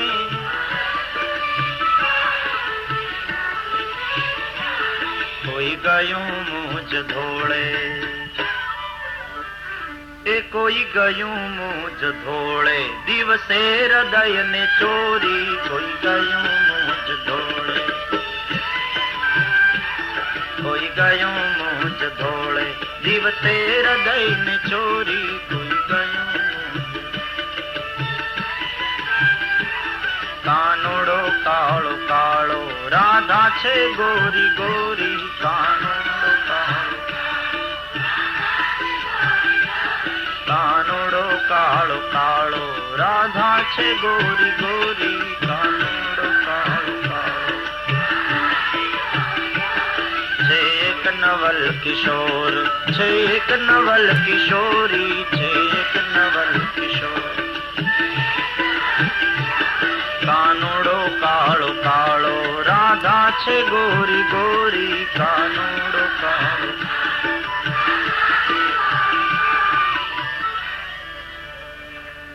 ખ્યાલ આવી ગયો આ સામાન્ય નથી. પરમાત્માને ઓળખ્યા છે, साक्षात श्री हरि पधार्या છે हमारे ત્યાં. भगवान वैकुंठ वाले नाथ आप तो आए हैं हमें धन्य करने वृंदावन में, પણ ક્યારેક તમારા ધામના તો દર્શન કરાવો. એટલે પ્રભુએ પોતાના લોકના દર્શન કરાવ્યા છે. નિજ ધામના દર્શન કરાવીને પ્રભુએ કહ્યું છે એ કહો હવે અહીંયા રહેવું છે કે ત્યાં રહેવું છે? આપણે તો સાથે જ રહેવું છે ને. કહો તો વૈકુંઠમાં અને કહો તો વૃંદાવનમાં. એટલે ગોપીઓ અને ગોવાળિયાઓએ કહ્યું કે પ્રભુ તમારું વૈકુંઠ ભલે રૂડું હોય પણ અમારા વૃંદાવન તો લે ના આવે. હે મારું અવન રારવન છે રૂડું, વૈકુંઠ નહીં રે આવું.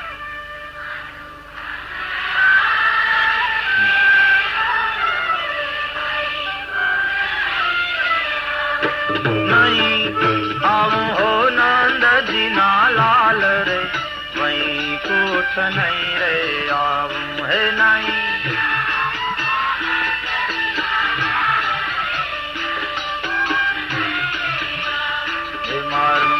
વન રારવાન છે રૂડું, વૈકુંઠ નહીં રે આવું.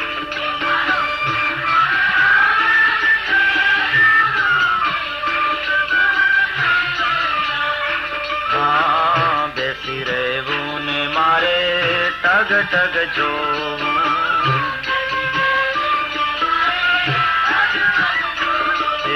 બેસી રહેવું ને મારે ટગ ટગ જોવું.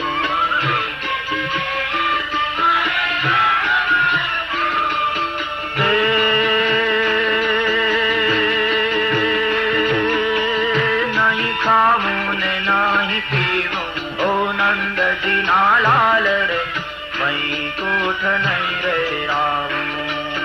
વન રાવન છે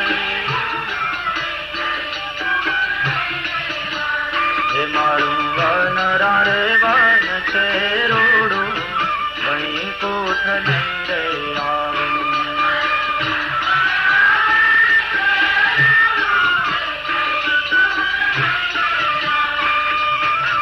આનો અર્થ એ થયો કે સ્વર્ગાદી સુખની લાલચ આપે છે પ્રભુ, એમાં જે ફસાયો એ ઈશ્વરની સાથે રાસ ન રમી શકે. પણ જીવ જયારે સ્વર્ગાદી સુખની પણ ઈચ્છા રાખતો નથી, એ લાલચમાં ફસાતો નથી, એ કહે છે પ્રભુ અમારે તો તારી સાથે રાસમાં રમવું છે, અમારે તો તારી સાથે એક થવું છે. ત્યારે હવે સાધકની સાધના સોળે કળાએ ખીલે જેમ શરદ પૂનમનો ચાંદ. અને હવે આવી તે રાત્રિ, આવી શરદ પૂનમની રાત વાલે રમાડ્યા છે રાસ. શરદ પૂર્ણિમા આવી, પૂર્વ દિશામાંથી પૂનમનો પૂર્ણ ચંદ્ર ઉદિત થયો, જાણે મોટી થાળી હોય. ચંદ્રમાની ચાંદનીમાં વૃંદાવન નાહી રહ્યું. જમનાજી વહેતા ધીરી મંથર જતી. રાત્રિનો સમય છે. નંદનંદને આજે અદ્ભુત શૃંગાર કર્યો છે અને પ્રભુ બાંસરી લઈ અને પધાર્યા છે વૃંદાવનમાં. ભગવાન અપિતા રાત્રિ શરદોત્ફુલ્લ મલ્લિકા વીક્ષરંતુમ મનશ્ચક્રે યોગ માયામ ઉપાશ્રિતા. શ્રીમદ ભાગવતના દશમ સ્કંધના 29 થી માંડી અને 33 અધ્યાય રાસ પંચાધ્યાયી છે. શ્રીમદ ભાગવતમાં દશમ સ્કંદે હૃદય છે. શરીરમાં હૃદય બહુ મહત્વનું છે. હૃદય ભાવ પ્રધાન છે. ભાવ ભક્તિ છે, ભક્તિનું ફળ ભગવાન છે. દશમ સ્કંદમાં ભગવાન પ્રગટ થયા છે. આ રાસ પંચાધ્યાયી તે શ્રીમદ ભાગવતના પંચ પ્રાણ છે. હૃદય હોય પણ પ્રાણ જ ન હોય તો રાસ પંચાધ્યાયી પંચ પ્રાણ છે. એનાથી જ આ શાસ્ત્ર આખું જીવંત બને છે. ભગવાન અપિતા રાત્રિ, એ રાત્રિ આવી કઈ? જે રાત્રિનું વચન આપ્યું હતું પેલી નંદવ્રજ કુમારિકાઓને, જે રાત્રિનું વચન આપ્યું હતું પેલી ઋષિ પત્નીઓને. રામાવતારમાં ભગવાનને 14 વર્ષનો વનવાસ થયો અને શ્રી રામ વનમાં રહ્યા ત્યારે રામના સૌંદર્યમાં અનેક ઋષિમુનિઓ પણ મોહિત થયા છે. પણ આ તો મર્યાદા પુરુષોત્તમ છે ને. તે ઋષિઓને પ્રભુએ કહ્યું કે કૃષ્ણાવતારમાં તમારી ઈચ્છા પૂરી કરીશ. તે ઋષિઓ ગોપી બનીને આ અવતારમાં આવ્યા છે અને પ્રભુ એની ઈચ્છા પૂરી કરવાના છે. એટલે તે ઋષિઓને જે વચન આપ્યું હતું શ્રી રામજીએ, તે રાત્રિ આવી. ભગવાન અપિતા રાત્રિ. આ રાત્રિ એટલે સામાન્ય અંધારું થઈ જાય એવી રાત્રિ નથી. આ રાત્રિ કઈ? યા નિશા સર્વભૂતાનામ તસ્યામ જાગૃતિ સંયમી. જગત આખું જયારે મોહની રાત્રિમાં સૂતું છે ત્યારે જીવ યોગી છે તે જાગે છે. આવી રાત્રિની વાત છે. અને જે ચંદ્રમાં ઉદિત થાય છે તે બહારનો મનોવિકારક ચંદ્ર નથી, પણ પ્રભુનો નિર્મળ મનઃ ચંદ્ર છે. મનસ ચંદ્ર છે. મન નિર્મળ થયું. આવી તે રાત્રિ પરમાત્માએ રાસલીલાનો રચવાનો વિચાર કર્યો. યોગ માયામ ઉપાશ્રિત, યોગ માયાનો આશ્રય લઈને એને પૂછવું પડે ને, આ યોગ માયા તે રાસલીલામાં સહાયક બનશે. આમ તો માયા બાધક, પણ આ યોગ માયા એ તો સાધક, સહાયક. યોગાય યા માયા સા યોગ માયા, ભગવાન સાથે સંયોગ જે કરાવે તેવી માયા, એનું નામ યોગ માયા. તેનું નામ જ શ્રી રાધિકા. રાધિકાને પૂછ્યું કે બધાની સાથે રમવાનું છે, તમારી હા છે ને? પછી રીસાશો તો નહીં? રાધાજી અનુમતિ આપી. વેણુ લઈ વૃંદાવન વિહારી પધાર્યા. વૃંદાવનમાં એક વૃક્ષની નીચે ઉભા રહ્યા. ચંદ્રમાનું ચાંદની વૃંદાવનના વૃક્ષોમાંથી ચડાઈ ચડાઈને ઝાંખું ઝાંખું અજવાળું ધરતી ઉપર પડે છે. યમુનાજી વહેતા હતા. ચાંદનીમાં ગોવર્ધન નાહી રહ્યો હતો. શીતળ મંદ સુગંધી વાયુ વાતો હતો. કૃષ્ણે વેણુને અધરાર્પિત કરી છે. લલિત ત્રિભંગી થયા છે. વામ બાહુકૃત વામ કપોલો થયા. વેણુ અધરાર્પિત કરી કોમલ કરાંગુલીઓ વડે વેણુના છિદ્રોને પૂર્યા. પ્રાણ પૂર્યો પ્રભુએ વેણુમાં. વાગી વેણુ વૃંદાવનમાં.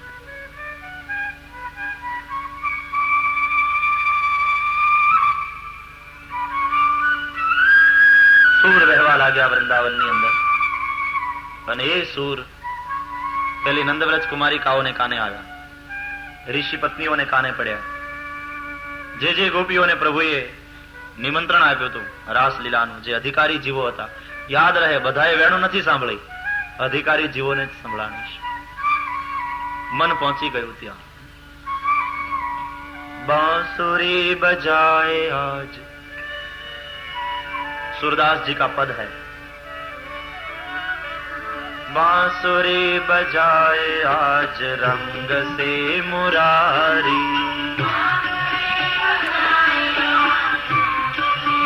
गाइयो बांसुरी बजाए आज रंग से मुरारी,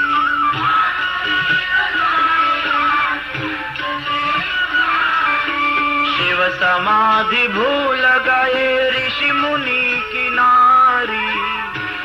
कैलाश ઉપર શિવજીની સમાધિ છૂટી ગઈ આ વેણુ સાંભળીને. शिव समाधि भूल गए ऋषि मुनि की नारी,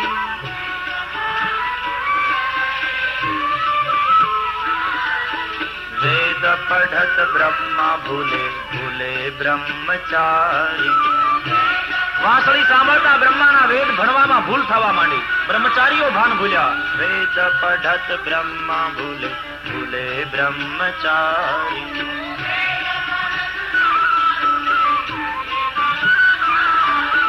બાંસુરી બજાએ આજ રંગ સે મુરારી,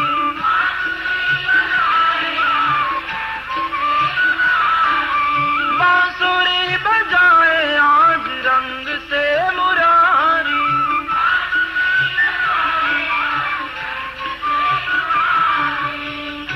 कैलाश ઉપર શિવજીની સમાધિ છૂટી ગઈ. ઋષિમુનિની નારી એકદમ આકર્ષિત થઈ. બ્રહ્માના વેદ ભણવામાં ભૂલ પડવા માંડી. બ્રહ્મચારીઓ ભાન ભૂલ્યા. રંભા સામતાન ચુલકી ભૂલી નૃત્યકારી.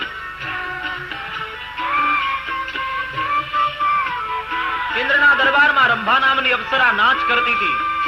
એના નૃત્યમાં ભૂલ પડવા માંડી. જ્યાં કનૈયાની વેણુના સૂર આવ્યા એને સાંભળ્યા. સામવેદના તાલ ઉપર એ નાચ કરતી હતી, પણ ભૂલવા માંડી. એના નૃત્યમાં ભૂલ થવા માંડી. ઇન્દ્રને આશ્ચર્ય થયું કે આજે આ રંભા ભૂલ કરે. રંભા સામતાન ચૂકી ભૂલી નૃત્યકારી.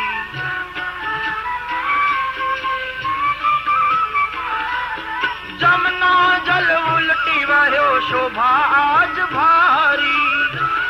જમનાજીના નીર ઊંધા વહેવા લાગ્યા. ઓહો જમના જલ ઉલટી વહ્યો શોભા આજ ભારી.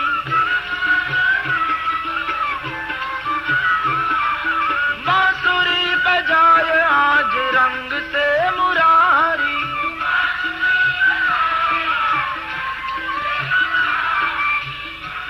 જમનાજીના નીર ઊંધા વહેવા લાગ્યા.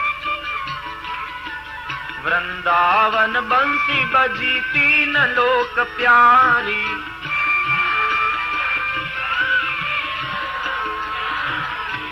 वृंदावन बंसी बजी तीन लोक प्यारी।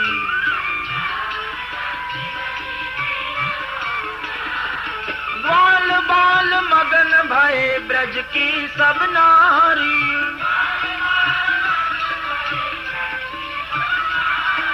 ग्वाल बाल मगन भये ब्रज की सब नारी। ओह बांसुरी बजाए आज रंग से मुरारी।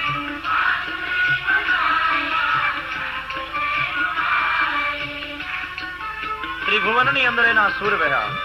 ग्वाल बाल व्रजनी नारीओ बधा मग्न थया। सुंदर श्याम मोहनी मूरत नटवर वपुधारी।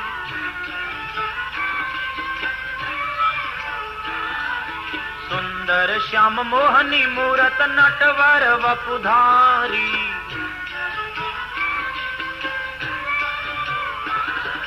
सुर को प्रभु मदन मोहन चरणन बलिहारी।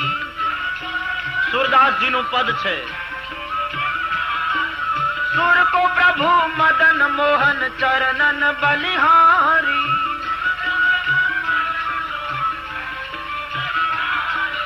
बांसुरी बजाए आज रंग से मुरारी।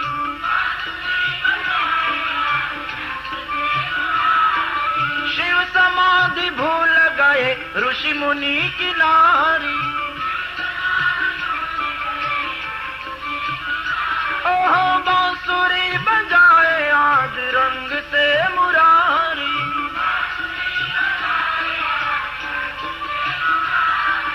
वेद पढ़त ब्रह्मा भूले भूले ब्रह्मचारी। ओह बांसुरी बजाए आज रंग से मुरारी।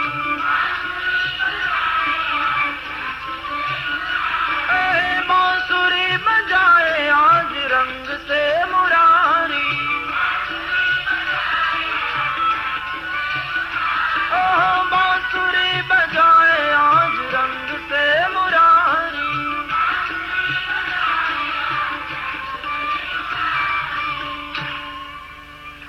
निशम्य गीतं तदनङ्गवर्धनम् ब्रजस्त्रियः कृष्ण गृहीतमानसा।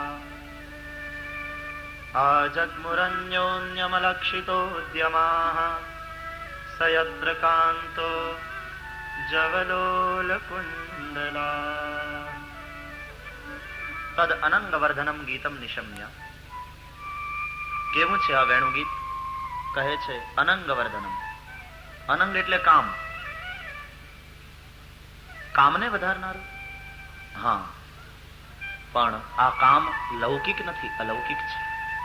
કૃષ્ણને મળવાનો છે, કૃષ્ણ સાથે રાસમાં રમવાનો કામ. કારણ કે કૃષ્ણ ગૃહીત માનસાહા, આ વ્રજાંગનાઓનું મન કૃષ્ણમાં છે. મન કૃષ્ણમાં હોય તો કામમાં ન હોય, ને કામમાં હોય તો કૃષ્ણમાં ન હોય. ત્યાં લૌકિક કામની વાત નથી, પ્રભુ સાથે એક થવું છે. અને એક અદમ્ય આકર્ષણ થયું વ્રજાંગનાને, દોડી છે. કોઈ ગાય દોતી હતી, એકદમ ઊભી થઈને ભાગી. ગોઠણની વચ્ચે બોઘરું પકડ્યું તો એ બોઘરું એકદમ નીચે પડી ગયું, દૂધ ઢોળાઈ ગયું. ગોપી દોડી. પેલી નંદવ્રજ કુમારિકાઓ ઘરમાં કામકાજ કરતી હતી, પોતાની માતાને મદદ કરતી હતી, પણ વેણું સાંભળી પરવશ થઈને દોડી. કોઈ પોતાના બાળકને દૂધ પીવડાવતી હતી ગોપી, વેણું સાંભળી અને છોકરાને ફગાવીને ભાગી. કોઈ પોતાના પતિને ભોજન કરાવતી હતી, તે છોડીને દોડી. કોઈ સાસુ સસરાની સેવા કરતી હતી, તે છોડીને દોડી. કોઈ પોતે ભોજન કરતી હતી, વેણું સાંભળી કવલ પડી ગયો અને ભાગી. કોઈ લીંપણ કરતી હતી, કોઈ માર્જન કરતી હતી, બધું છોડીને ભાગી. અંજન ત્યાં કાષ્ટ લોચને, કોઈ આંખો આંચતી હતી, ભાગી. કોઈ વળી તૈયાર થવા ગઈ કે રાસમાં રમવા જવું છે, તૈયાર થાવ, શૃંગાર કરવું, તો ઘરેણા આડાવડા પહેર્યા, પગનું ઝાંઝર ડોકમાં નાખ્યું, ડોકનું ઘરેણું પગે બાંધ્યું, અને વ્યત્યસ્ત વસ્ત્રાભરણાહ, આડાવળા વસ્ત્ર અને ઘરેણા પહેરી અને ભાગ્યું. 90 વર્ષની ડોસીથી માંડી અને 10 વર્ષની નાની કન્યા સુધીની ગોપીઓ છે. વયને કોઈ સંબંધ નથી વિભુને મળવા માટે. આ તો જીવ શિવની એકતાની કથા છે. રસો વૈ સહ, શ્રુતિ ભગવતી કહે છે પ્રભુ રસરૂપ છે. એની સાથે એક રસ થવું, એક રૂપ થવું, એનું નામ રાસ. સંસ્કૃતમાં નૃત્યને માટે લાસ્ય ધાતુ છે. લાસ્ય રલયોહો અભેદત્વાત, વ્યાકરણાચાર્યોએ ર અને લ માં અભેદ માન્યો છે. તો રલયોહો અભેદત્વાત, રાસ્યનું થયું લાસ્ય, લાસ્યનું થયું રાસ્ય, અને રાસ્યમાંથી થયું રાસ.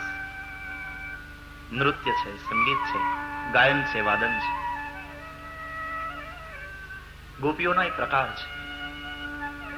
દેવરૂપા, ઋષિરૂપા, શ્રુતિરૂપા, સાધન સિદ્ધા, સ્વયં સિદ્ધા. દેવતાઓ ગોપી બનીને આવ્યા છે પ્રભુ સાથે રાસમાં રમવા. રામાવતારમાં દેવો વાનર બનીને આવ્યા, કૃષ્ણાવતારમાં દેવો પ્રભુના સાનિધ્ય માટે ગોપી બનીને આવ્યા. તે દેવરૂપા ગોપી છે. ઋષિરૂપા, મોટા મોટા ઋષિઓ વર્ષોથી નાક પકડીને સમાધિમાં બેઠા હતા પણ અનુભૂતિ ન થઈ, તેવા ઋષિઓ ગોપી બનીને આવ્યા. તે ઋષિરૂપા. શ્રુતિરૂપા, ઉપાસના કાંડની 16,000 શ્રુતિઓ વેદની વર્ણવ્યા વિભુને પણ અનુભવ ન થયો. તેથી એ 16,000 શ્રુતિઓ ગોપી બનીને આવી ઠાકોરજીનો અનુભવ કરવા. તે શ્રુતિરૂપા. સાધન સિદ્ધા, એવો જીવ કે પ્રારંભમાં સંસાર પ્રત્યે આસક્તિ હોય, પછી કંઈક સાધન કરે અને પરમાત્મામાં આસક્તિ થાય, તે સાધન સિદ્ધા ગોપી. દાખલા તરીકે તુલસીદાસજી, પેલા પત્નીમાં આસક્તિ હતી અને પત્ની એક વેણ કહ્યું તો આસક્તિની દિશા બદલાઈ ગઈ, હવે રામમાં આસક્તિ થઈ. આ સાધન સિદ્ધા ગોપી. સ્વયં સિદ્ધા, જન્મની સાથે જ જેને ઈશ્વરના ચરણમાં અનુરક્તિ હોય, તેવા સુખદેવજી જેવા, સનતકુમાર જેવા સંતો એ સ્વયં સિદ્ધા ગોપી. આ બધી ગોપીઓ આવે છે, અદમ્ય આકર્ષણથી ખેંચાઈને આવે છે. શરદ પૂનમની રાત,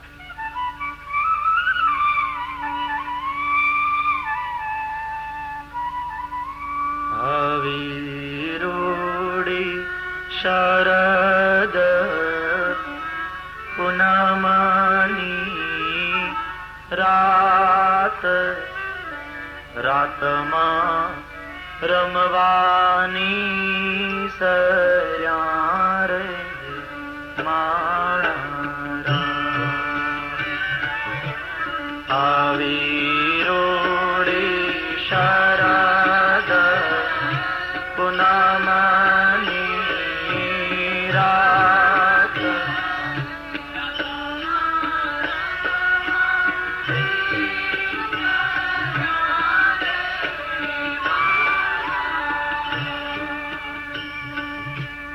આવી રોડી શરદ પૂનમની રાત, રાતમાં રમવાની સર્યા રે માણા. અભી બેઠો.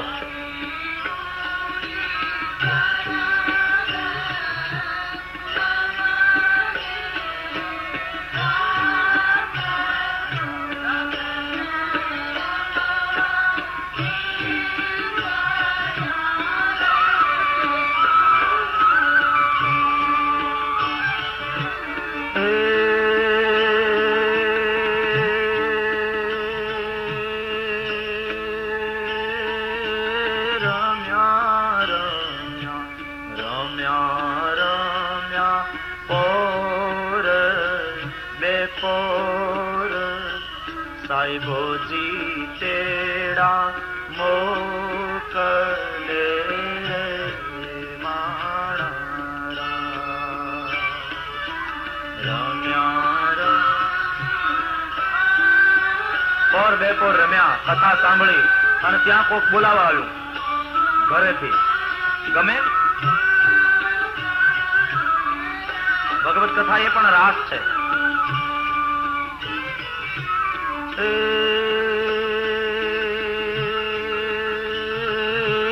આવો રૂડો, આવો રૂડો કૃષ્ણજી નો સંગ, મિલીને અમે નહીં આવીએ માણા.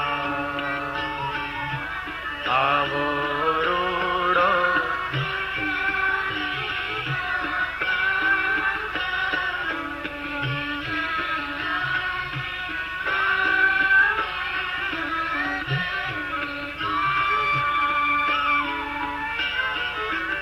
અવિરોડી શરદ પૂનમની રાત, રાતમાં રમવા નીસર્યા રે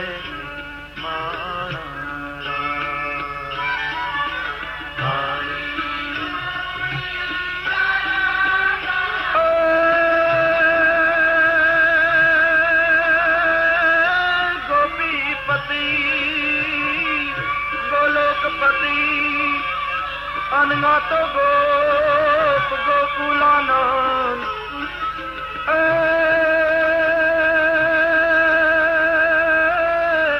આ તો જીવન જશોદાનંદ કો.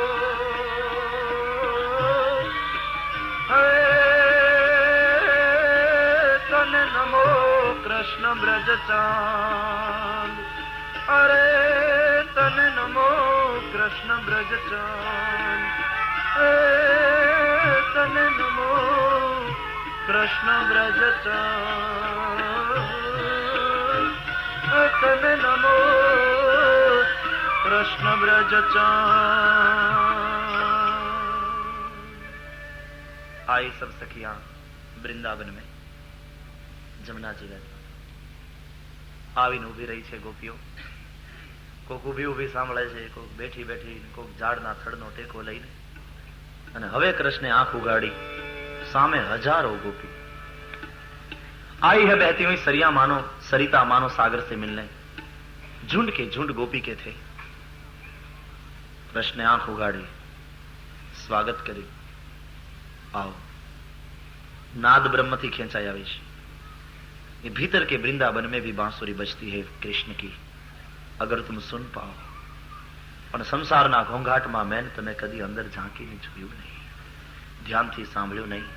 કभी अंतर्मुख बनो, भीतर के वृंदावन में कोई बांसुरी बजा रहा है, कोई वेणु बजाना, उसमें मगन होना. नाद ब्रह्म છે, એક અસ્ફુટ નાદ ભીતરથી ઉઠી રહ્યો છે. એ નાદ એ તો પ્રણવના નાદ જેવો છે. ઓમ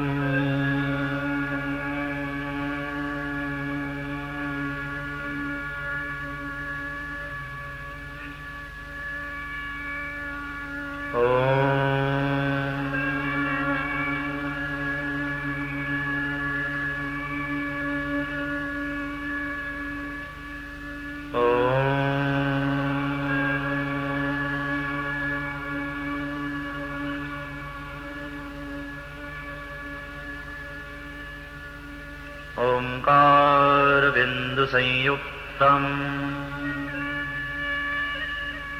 नित्यं ध्यायन्ति योगिनः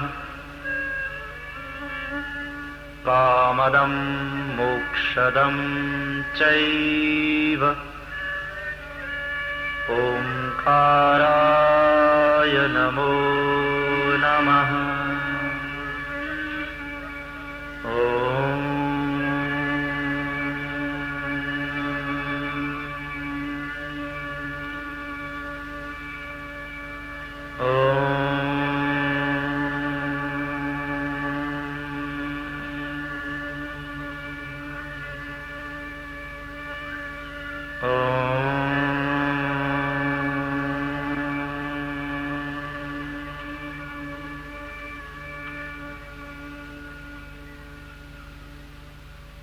ठीक ऐसा ही नाद भीतर से उठ रहा है, अस्फुट, अनाहत। उस नाद को जब ऋषि सुनते हैं, मगन होते हैं, ध्यान लगता है। એટલે જ આપણા મંદિરો ગુંબજવાળા બનાવવામાં આવે છે. શિવાલય ગુંબજ છે.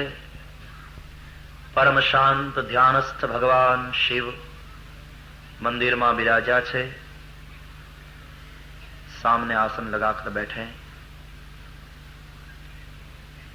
नयन बंद करें और प्रणव का नाद करें.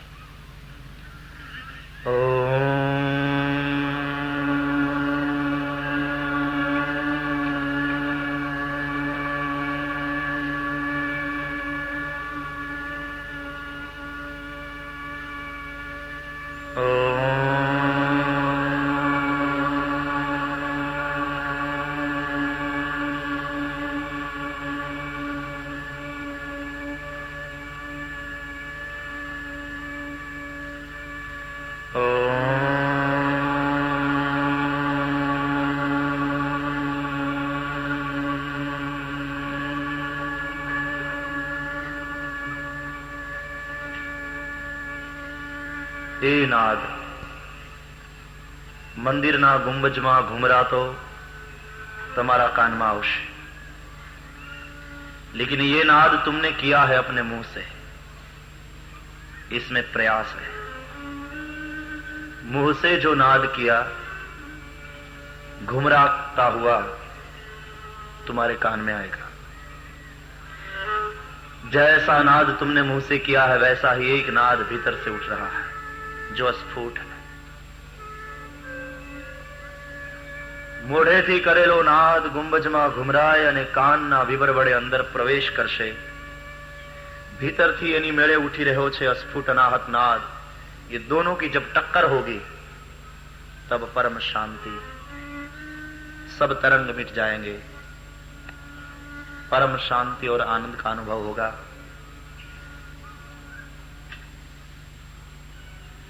ओम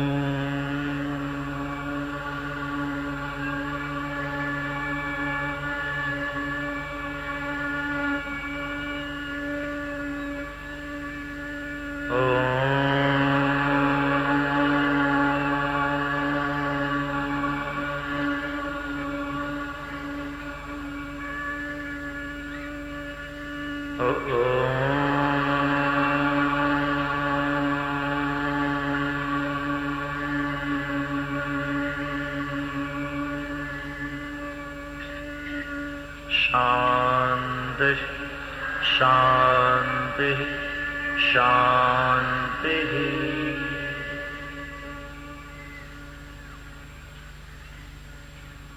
बज रही है एक बांसुरी भीतर के वृंदावन में. बांसुरी એવું વાદ્ય છે કે એમાં જ્યાં સુધી પ્રાણ ન પૂરો ત્યાં સુધી એ વાગે નહીં, અને પ્રાણ પૂરનારો પ્રાણનાથ પરમ ચૈતન્યનું ચૈતન્ય.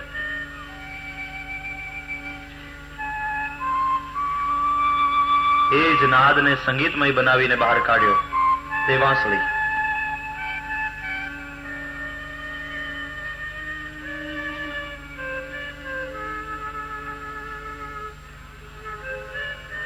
नाद ब्रह्म है.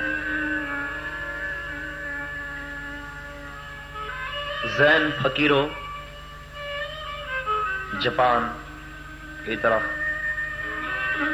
चीन, जैन फकीरोએ આના ઉપરથી જ ધ્યાનની વિધિ ગોતી કાઢી છે.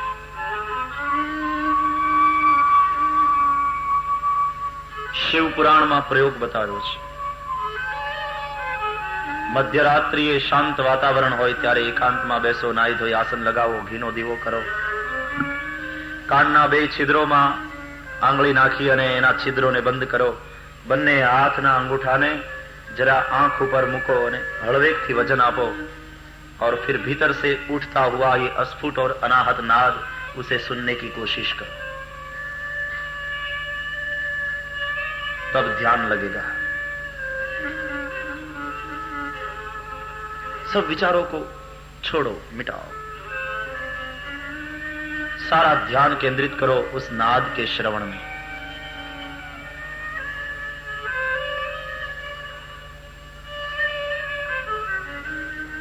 એ નાદ જો ન સંભળાય તો માનવાનું કે ખાલી 6 દિવસના મહેમાન છીએ.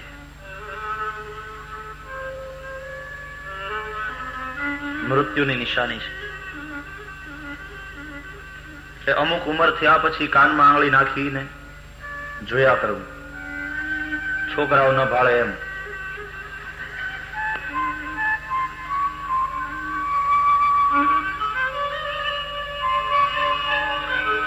ઓમકારમાં અ, ઉ અને મ 3 છે વ્યંજન. બ્રહ્મા, વિષ્ણુ અને મહેશ.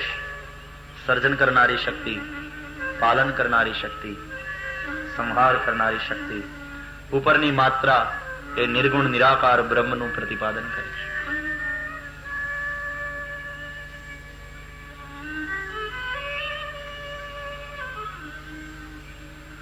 ગોપી એટલે અંતઃકરણની વૃત્તિઓ. એ ભીતરના કૃષ્ણ સાથે, આત્મા પરમાત્મા સાથે રમે રાસ. વૃત્તિઓને ન મિટાવો, કઈ વાંધો નહીં, પ્રભુ સાથે રમાડો, જોડી દો. ये अध्यात्म भरा पड़ा है, सारा वेदांत है इसमें.